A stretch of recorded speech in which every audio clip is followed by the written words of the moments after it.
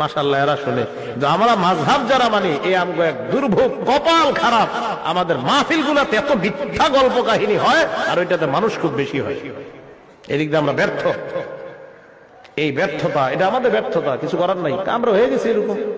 আহলে হাদিস এক জায়গায় সফল, এদের শ্রোতারা এদের মাহফিলে যায় হাদিস কোরআন শুনতে, এদিক দিয়ে এরা সফল। যাই কোক, কিন্তু এরা এর বাহিরে বলবে না সফল। আমরা এই জায়গায় ব্যর্থ। আমি এখন আপনাদের সামনে একটা গল্প শুরু করি। আসসালামু আলাইকুম ওয়া রাহমাতুল্লাহি ওয়া বারাকাতুহু। আলহামদুলিল্লাহি রাব্বিল আলামিন ওয়াস সালাতু ওয়াস সালামু আলা আলিহি ওয়া সাহবিহি আজমাইন। আম্মা বা'দ। আউযু বিল্লাহি মিনাশ শাইতানির রাজীম। বিসমিল্লাহির রহমানির রহিম। আকুল জাআল হক ওয়া যাহাকাল বাতিল ইন্নাল বাতিলা কানা যাহুকা। রব্বি ইশরাহ লি সাদরি ওয়া ইয়াসসির লি আমরি ওয়াহলুল উকদাতাম মিন লিসানি ইয়াফকাহু কওলি। সুপ্রিয় শ্রোতা মণ্ডলী, আজকে আপনাদের সামনে একটি চমৎকার এবং গুরুত্বপূর্ণ বার্তা শেয়ার করতে চাই। সেটি হচ্ছে যে বিশেষভাবে আজকে যতগুলো ইসলামের মধ্যে দল, মতবাদ, মতপার্থক্য, মাযহাব রয়েছে, তার মধ্যে আহলুল হাদিস, আহলে হাদিস এমনই একটি জামাত, যে জামাত কোরআন এবং সহিহ সুন্নাহ প্রচারক হিসেবে প্রচার করে যাচ্ছে। আজকে ভেবে দেখুন, আজকে আমাদের সোসাইটিতে যতগুলো আমরা বিশেষভাবে মুসলিম সমাজে বসবাস করি, আমাদের মধ্যে যারা মাযহাব মেনে থাকে, যারা মাযহাবকে ফলো করে থাকে, যদিও সে হয়তোবা আবু হানিফা রহিমাহুল্লাহকে ফলো করে, কিংবা ইমাম শাফি, ইমাম আহমদ বিন হাম্বল, কিংবা যে কোনো মাযহাবকে ফলো করে, কিন্তু তিনাদেরই এটা রায়।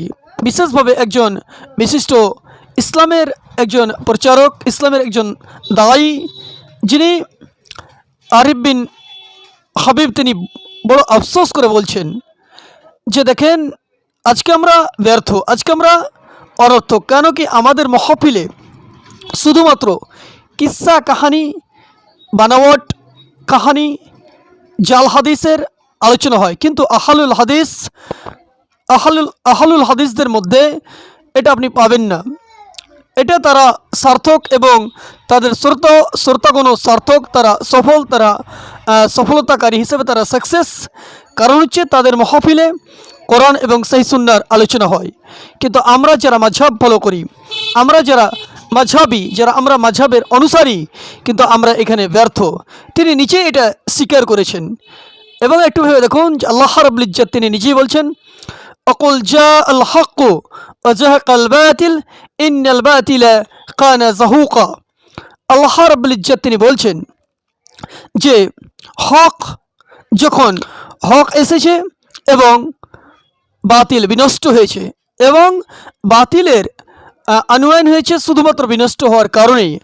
আজকে ভেবে দেখুন, যারা আহলুল হাদিসকে নিয়ে সমালোচনা করে, যারা আহলুল হাদিসের পিছে পড়ে আছে, যারা আহলুল হাদিসকে অনেক নামে আখ্যায়িত করে থাকে, কিন্তু তারা যদি একটু আহলুল হাদিসের কর্মকীর্তি, তাদের আদর্শ, তাদের জীবনীকে পড়ে, অবশ্যই তারা এখানে ব্যর্থ হয়ে যাবে। তারা এখানে অবশ্যই মানতে বাধ্য হবে যে শুধুমাত্র একমাত্র একটি ওয়াহিদ, একটি জামাত, যে জামাতে কোরআন এবং সহিহ সুন্নাহর আলোচনা হয়, যেখানে কোরআন এবং সহিহ সুন্নাহর প্রচার হয়, যেখানে কোরআন এবং সহিহ সুন্নাহর দার্স হয়, সেটা হচ্ছে জমিয়তে আহলুল হাদিস কিংবা আহলুল হাদিস জামাতের মধ্যে আপনি পাবেন। যদিও আপনি আহলুল হাদিসকে খারাপ মনে করেন, আহলুল হাদিসকে অনেক নামে আখ্যায়িত করে থাকেন, আপনারা আমাদেরকে বিশেষভাবে আহলুল হাদিস সমাজের ওলামাদেরকে আপনারা অনেক নামে আখ্যায়িত করেন, আহলে খাবিসও বলেন। কিন্তু ভাইজান, আপনাকে ভাবা উচিত, যখন আপনি একটা কথা বলছেন, সে কথা যদি আপনার দলিল ভিত্তিক না হয়, অবশ্যই আল্লাহ রাব্বুল ইজ্জতের দরবারে আপনাকে একটি কথার কারণে আপনাকে জবাব দিয়ে দিতে হবে। সুপ্রিয় দিনী ভাই, আপনাকে বলছি, যারা বিশেষভাবে আহলুল হাদিসের পিছিয়ে পড়ে আছেন, আহলুল হাদিসকে ছোট মনে করেন, আহলুল হাদিসকে নিন্দা মনে করেন, আহলুল হাদিসকে একটি বানাবটি জামাত, একটি বানাবটি একটা পন্থা মনে করেন, তবে আপনি সতর্ক এবং সাবধান হয়ে যান।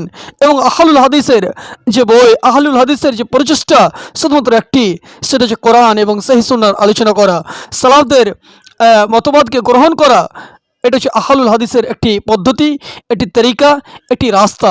সুপ্রিয় ভাই, আপনি মাযহাব মানছেন মানুন, আপনার প্রতি আমরা আমাদের আহলুল হাদিস সমাজের ওলামা আপনার প্রতি কখনোই জবরদস্তি করবে না, কিন্তু সেই কথা, সঠিক বার্তা, সহি হাদিস, সহি সুন্নাহকে আপনার সামনে অবশ্যই পেশ করবে। এটা আমাদের আহলুল হাদিসদের একটা বৈশিষ্ট্য, যে আপনারাকে কখনোই তুচ্ছ মনে করে না, কখনোই আপনাকে ছোট মনে করে না।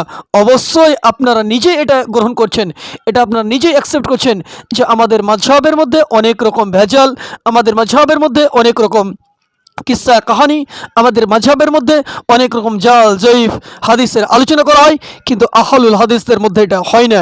আলহামদুলিল্লাহ, একজন আমি আহলুল হাদিস হয়ে নিজেকে গর্বিত মনে করি, নিজেকে আনন্দিত মনে করি যে আমরা সত্যিকারই কোরআন এবং সেই সুন্নাহকে ফলো করি যতটা পারি, যতটা সম্ভব, এবং আমরা আলেম ওলামাদের সম্মান করি।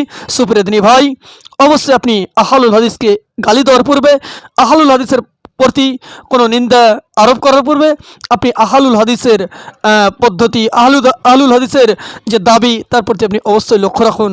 আসসালামু আলাইকুম ওয়া রাহমাতুল্লাহ।